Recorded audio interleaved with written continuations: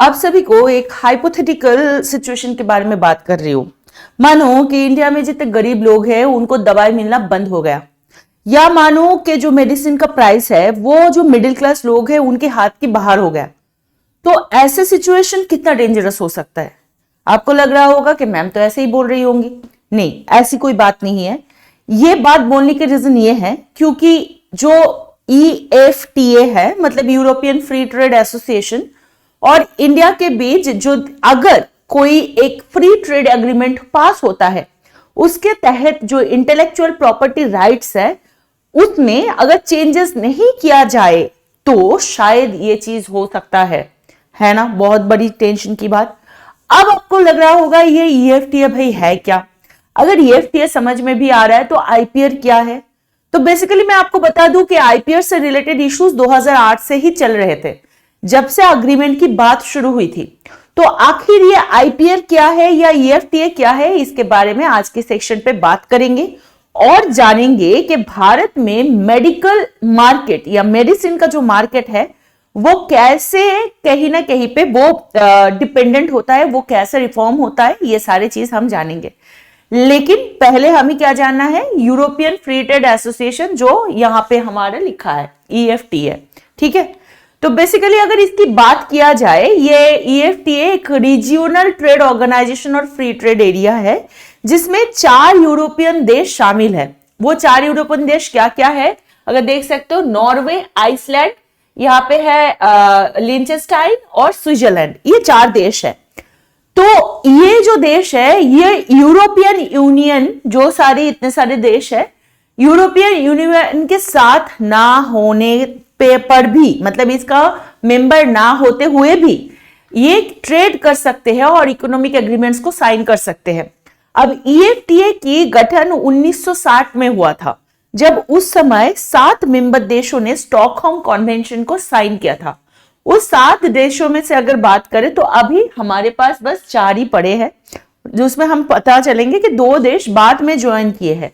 तो ये जो कॉन्वेंशन था EFTA के लिए, ये एक ऑल्टरनेटिव ट्रेड ब्लॉक बनाने की काम किया था और यूरोपियन देशों के लिए यूरोपियन इकोनॉमिक कमिटी, जिसको EEC कहते हैं, जो कि यूरोपियन यूनियन का मेन प्रेसिडेंट है, जिससे यूरोपियन यूनियन बना था, इसको ज्वाइन करना नहीं चाहते थे। लेकिन बाद में 5 देश, उसमें से ऑस्ट्रेलिया, डेनमार्क, पोर्तुगल, स्वीडन और यूनाइटेड किंगडम, ये EU को ज्वाइन कर लिया।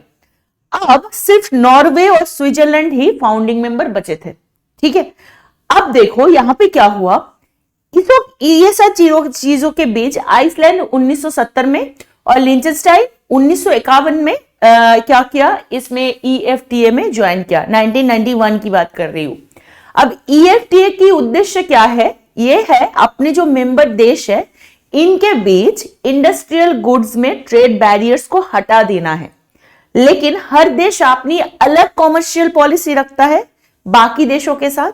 तो उसी हिसाब से अगर हम इंडिया और EFTA के बात करें तो यहां पे यह क्लियर होता है कि भारत के बीच और EFTA के अंदर जो इकोनॉमिक रिलेशन वो बहुत पुराने हैं, काफी पुराने हैं। अब EFTA और भारत ने 2008 में एक ट्रेड और इकोनॉमिक पार्टनरशिप एग्रीमेंट को, जिसको TEPA कहते हैं, पूरा फुल फॉर्म है trade and economic partnership agreement, इसको निगोशिएट करना शुरू किया था, जो कि अभी तक फाइनलाइज नहीं हुआ है, मतलब 2008 से लेकर अभी तक नहीं हुआ। तो ये क्यों नहीं हुआ उस पर आते हैं, बात करते हैं। लेकिन ये जो TEPA है, इसका जो मकसद है ये है EFTA और भारत के बीच के जो ट्रेड बैरियर्स है उसको कम कर देना है, और जो सारे गुड्स है, सर्विसेज है, investment, intellectual property rights, competition, dispute settlement, ये सारे मामले में कॉर्पोरेशन को बढ़ाना है। किसके अंदर, ये EFTA जो कंट्रीज है इसके साथ इंडिया के अंदर, ठीक है। अब देखो EFTA और भारत के बीच के अगर एनुअल ट्रेड की बात करें तो यहाँ पे वो क्लियर है। यहाँ पे एनुअल ट्रेड दे रखा है 2002 से लेकर 2022 तक। ये ब्लू लाइन जो है वो इंपोर्ट मतलब कितना गया है, मतलब गया है इन द सेंस भारत में कितना आया है, और एक्सपोर्ट मतलब भारत से कितना गया है। तो अगर ये है टोटल ग्राफ, तो अगर वो हम देखेंगे वो बहुत ही दिन ब दिन हाई होता जा रहा है। अगर 2020 की बात करें तो 19.1 मतलब 19.1 बिलियन डॉलर था, जिसमें भारत का ट्रेड सरप्लस 8.3 बिलियन था। ठीक है, अब देखो बात करेंगे आईपीआर के बारे में। ये सबसे इंटरेस्टिंग पॉइंट है ये पूरे मुद्दे पर। आईपीआर क्या होता है? ये एक प्रॉपर्टी है, जिस प्रॉपर्टी को अगर बात करें जो कि इंटेंजिबल होता है, मतलब ये एक अनुभूति है, मतलब इंटेलेक्चुअल प्रॉपर्टी को आप छू नहीं सकते। तो आईपीआर हम अपने जो क्रिएटिव और जो इनोवेटिव आइडियाज होता है, इन्वेंशंस, एक्सप्रेशन, डिजाइन, सिंबल्स, ये सारे को उसके अंदर हम मान सकते हैं। अब इसको प्रोटेक्ट करने के लिए, मानो आपका कोई सोच है, आपका कोई इनोवेशन है, उसको आपको रिजर्व करना है, आपको आपके खुद के लिए कंजर्व करना है ताकि वो यूज ना करें। मानो कल जाके अरिजीत सिंह का कोई गाना बहुत ज्यादा फेमस हो गया, अब मानो कोई उस गाने पे इंटेलेक्चुअल प्रॉपर्टी राइट्स नहीं रखा गया, तो क्या करेंगे लोग? लेकर वो गाना अपने नाम पे चला देंगे। ये चीज होता है। तो बेसिकली आईपीआर की जो लीगल प्रोटेक्शन से हम अपने इंटेलेक्चुअल प्रॉपर्टी को मिसयूज होना, थेफ्ट होना, मतलब चोरी होना, उसका कोई पायरेसी ना हो, इन्फ्रिंजमेंट ना हो, इससे बचा सकते हैं और उसको इकोनॉमिक और सोशल बेनिफिट्स में भी उठा सकते हैं। अब आईपीआर की कुछ कंपोनेंट के बारे में अगर बात करें, जैसे कॉपीराइट है, तो इसके लिए कॉपीराइट एक्ट है 1957 का। फिर पेटेंट्स है, पेटेंट्स को भी अच्छे से रखा गया है पेटेंट एक्ट 1970 के थ्रू। फिर है ट्रेडमार्क, ट्रेडमार्क को भी जो ट्रेडमार्क एक्ट है 1999 उसमें रखा गया है। डिजाइन को भी राइट्स में रखा गया है, यहां है डिजाइन को भी राइट्स में रखा गया है डिजाइन एक्ट 2000 में। और है जियोग्राफिकल इंडिकेशन के बारे में आपको पता ही है, कोलकाता की रसगुल्ला और ओडिशा की रसगुल्ला, दार्जिलिंग टी। अगर हम राजस्थान की बात करें तो वहां पे कुछ हैंडीक्राफ्ट है, मधुबनी पेंटिंग फ्रॉम बिहार, इन सारे को जीआई टैग मिला है under the registered geographical registration and production जो एक्ट है उसके तहत। ठीक है, अब देखो भारत में, अच्छा बाय द वे वो 1999 का है, ये याद रखना। इंटेलेक्चुअल प्रॉपर्टी राइट्स के अंदर जो जियोग्राफिकल इंडिकेशन की बात कर रही हूं उसके बारे में मैंने क्लियर किया। अब देखो भारत में जो आईपीआर है वो काफी इंपॉर्टेंट है। ठीक है, इनोवेशन है, तो यहाँ क्यों है? यहाँ पे क्योंकि इनोवेशन ज्यादा होने का कारण ही यह है कि यहाँ पे क्रिएटिव और इनोवेटिव लोग ज्यादा रहते हैं जो अपनी इंटेलेक्चुअल प्रॉपर्टी को प्रोटेक्ट और प्रमोट करना चाहते हैं। भारत में आईपीआर के लिए अलग अलग लॉज भी रखे हैं। अब इस लॉज के लिए अगर थोड़ा सा बात करें, जैसे कि protection of plant varieties and farmer rights जो कि 2001 का है, तो ये एक्ट प्लांट वैरायटीज को प्रोटेक्ट करता है। बायोलॉजिकल डाइवर्सिटी एक्ट होता है 2002 के अंदर, ये एक्ट क्या करता है? बायोलॉजिकल जो रिसोर्सेस है उसको कंजर्व करता है, इंटीग्रेटेड सर्किट्स, लेआउट, डिजाइन को प्रोटेक्ट करता है। अब भारत में आईपीआर के रजिस्ट्रेशन एनफोर्समेंट की भी कुछ ऑथोरिटीज होते हैं, जैसे officer of controller general of patent, designs, trademark, और कॉपीराइट ऑफिस होते हैं उसके लिए। अब जियोग्राफिकल इंडिकेशंस अगर बनाना है तो उसका रजिस्ट्रेशन ऑफिस होता है। तो इस केस में मतलब पर्टिकुलरली जिसके बारे में हम बात कर रहे हैं, ये ईएफटीए और आईपीआर के बात जो हो रही है, इसमें आईपीआर का मतलब क्या है? जो नए दवाई बनेंगे, अगर हम मेडिकल इंडस्ट्री की बात करें तो जो दवाई बनेंगे उसका टेक्नोलॉजी किसी कंपनी ने जरूर बनाई होगी, उसका पूरा अधिकार उसी कंपनी को ही जाएगा और कोई भी उसका कॉपी नहीं बना सकता है। आईपीआर में पेरेंटिंग और डेटा एक्सक्लूसिविटी दोनों ही इंपॉर्टेंट कंसेप्ट है। अब पेरेंटिंग का क्या मतलब है? पेरेंटिंग का मतलब है कि किसी कंपनी को कुछ साल तक अपनी दवाई या टेक्नोलॉजी पर मोनोपोली मिलता है। मोनोपोली मतलब वही कंपनी सिर्फ उस दवाई को बेच सकता है और कोई भी यूज नहीं कर सकता बिना परमिशन की उस कंपनी से, है ना, तो उसको इस्तेमाल नहीं कर सकता है। अब डेटा एक्सक्लूसिविटी का मतलब क्या होता है कि जो भी क्लिनिकल ट्रायल डेटा है कंपनी ने अपने दवाई और दवाई की जो सेफ्टी है, उसको एफिशिएंसी है, उसको जनरेट करने के लिए रखा है, वो सिर्फ और सिर्फ उसी कंपनी का होगा और किसी और कोई दूसरे इस्तेमाल नहीं कर सकता। समझ में आया? तो आईपीआर अगर मेडिकल कंपोनेंट या मेडिकल कंपनी में यूज होता है तो उसका डेटा एक्सक्लूसिविटी की ड्यूरेशन कम से कम 6 साल होती है और उसी कंपनी के पास मोनोपोली का सारे कन्वेंशन रहता है, या बोल सकते हैं उसके परमिशन रहते हैं। अभी आप सोच रहे होंगे तो ये तो अच्छी बात होगी कि जो मेहनत करता है उसको फायदा मिलता है, लेकिन इसका एक बहुत बुरा पहलू भी है, और वो ये है कि इससे जो जेनेरिक ड्रग्स बनाने वाली कंपनीज है उसको बहुत बड़ा नुकसान होता है। अब जेनेरिक ड्रग्स का क्या मतलब है, वो इंडिया में पाया जाता है। जो दवाई पहले मार्केट में होता है, मतलब पहले से ही जो दवाई मार्केट में है उसका ही सस्ता और आसान वर्जन बना के बेचना होता है जेनेरिक दवाई बनाना। मतलब आपको बता दे, इंडिया के मैक्सिमम लोग ये जेनेरिक दवाई पे चालू होते हैं। बहुत ही कम लोग होते हैं जो ओरिजिनल फॉरेन मेडिसिन होता है उसको खरीदते हैं। अगर हम बात करें, देखो यहाँ पे ब्रांडेड मेडिसिन जिसका 85 रुपीज दाम है, जेनेरिक में ही उसका दाम कितना हो रहा है, 25 रुपए। मतलब क्या करते हैं, इंडियन कंपनी में ये बनाया जाता है कि जो ब्रांडेड मार्केट का, जो कंपनी का मेडिसिन का जो सारे कंपोनेंट है उसको इंडियन वे में उसको इम्प्रोवाइज करके, उसको उसकी इंग्रेडिएंट्स में चेंजेस लाके, लेकिन उसका जो कैरेक्टरिस्टिक है उनको, उसका फीचर्स जो है उसको सेम रख के उसका प्राइस कम किया जाता है।